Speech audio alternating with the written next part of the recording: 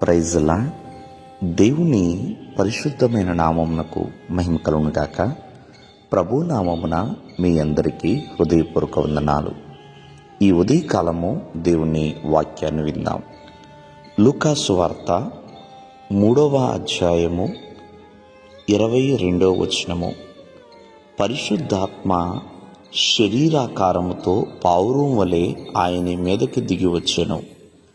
అప్పుడు నీవు నా ప్రియకుమారుడువు, నీ యందు నేను ఆనందించుచున్నానని ఒక శబ్దము ఆకాశము నుండి వచ్చెను. ప్రియమైన వర్లరా, మరి నజరేయుడైన యేసుక్రీస్తు వారు బాప్తిసం పొందిన తర్వాత ఆయన వస్తున్నప్పుడు ఆకాశము తెరవబడింది. అంతేకాదు పరిశుద్ధాత్మ ఆయన మీదకి పావురం వలె దిగి వచ్చిందండి. మరి ఒక శబ్దము ఆకాశం నుండి వచ్చింది. ఇక్కడ 3 పనులు జరిగినాయి. మొదటిగా యేసుక్రీస్తు వారు బాప్తిసం పొందిన తర్వాత ఆకాశము తెరవబడింది. రెండవదిగా పరిశుద్ధాత్మ పావురం వలె ఆయన మీదకి దిగి వచ్చింది. మూడవదిగా ఆకాశము నుండి ఒక శబ్దము, నీవు నా ప్రియకుమారుడువు, నీ యందు నేను ఆనందించుచున్నాను అని. ఇవన్నీ కూడా ఆకాశం నుంచే వచ్చినాయి. ఇక్కడ యేసుక్రీస్తు వారు దేవుని ఎదుట ఒక చక్కని కుమారుడుగా జీవించి ఉన్నాడు.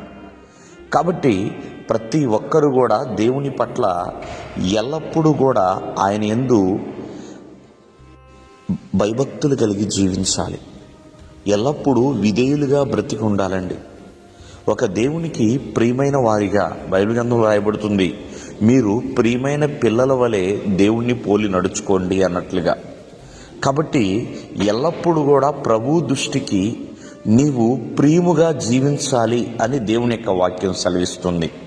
ప్రియమైన వాళ్ళరా, ఒక్కసారి ఆలోచించండి.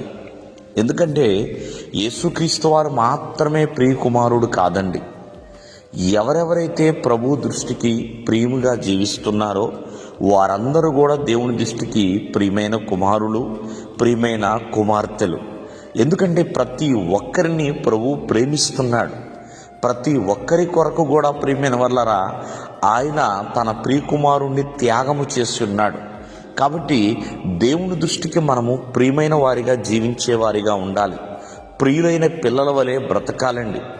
ఎందుకంటే దేవునికి ఈ భూమి మీద తన ప్రజల కంటే ప్రియమైనది మరొకటి లేదండి.